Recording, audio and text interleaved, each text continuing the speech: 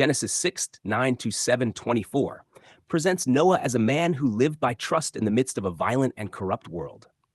The passage contrasts the chaos of humanity with the stability that comes from resting in God's promise. Noah is not portrayed as earning acceptance through flawless performance, but as one who walked with God while surrounded by a generation consumed with corruption and destruction. The emphasis falls on relationship and trust rather than religious achievement. The description of the earth being filled with violence reveals humanity living according to the fleshly mind. Instead of reflecting the life and goodness of God, mankind became driven by fear, power, oppression, and self-destruction. The flood narrative shows that sin naturally produces death and collapse. Humanity's corruption carried within itself the seeds of judgment. God's grief over mankind demonstrates that destruction was never his desire. Rather, violence had so consumed the world that catastrophe became inevitable. Noah finding grace in the eyes of the Lord is central to the passage. Before Noah builds the ark or obeys any command, grace is already present. Favor comes first. Everything Noah does afterward flows from receiving that favor. The ark therefore becomes a picture of divine rescue freely provided by God himself. Noah did not invent the means of salvation. God designed it, established it, and invited Noah into it. The measurements, instructions, and covering of the ark all point toward a complete and sufficient deliverance provided entirely by God. The ark also illustrates safety found in union with the one God provides. Once Noah and his family entered the ark, they were carried through judgment rather than appointed to destruction. The text says God shut them in, emphasizing divine security. Their preservation rested not in their ability to hold on to God, but in God holding on to them. The storms outside could not overturn what God had secured inside. The animals entering the ark reveal God's concern for preservation and renewal.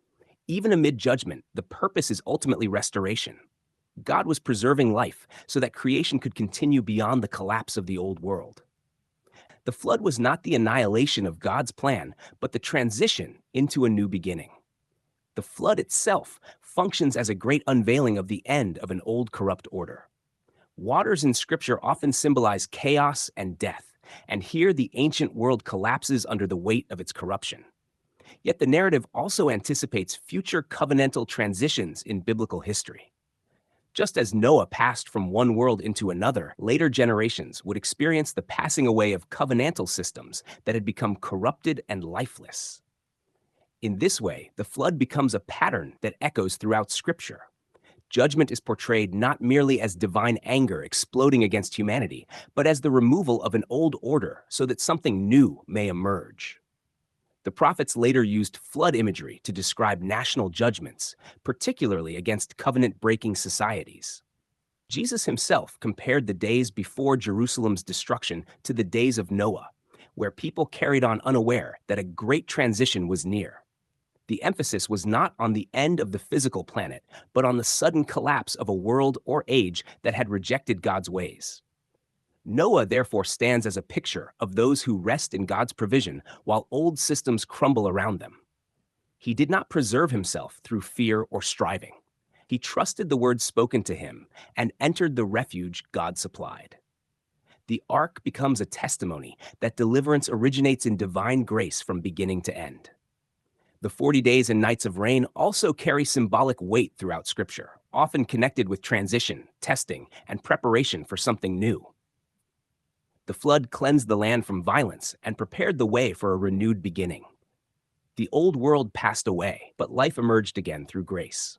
Ultimately, Genesis 6, verse 9 to 7:24 points beyond Noah to a greater rescue and a greater covenant. Humanity cannot save itself from corruption and death.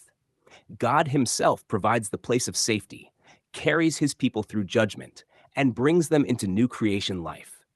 The story is therefore not mainly about human effort, but about trusting the sufficiency of God's provision in the midst of a collapsing world.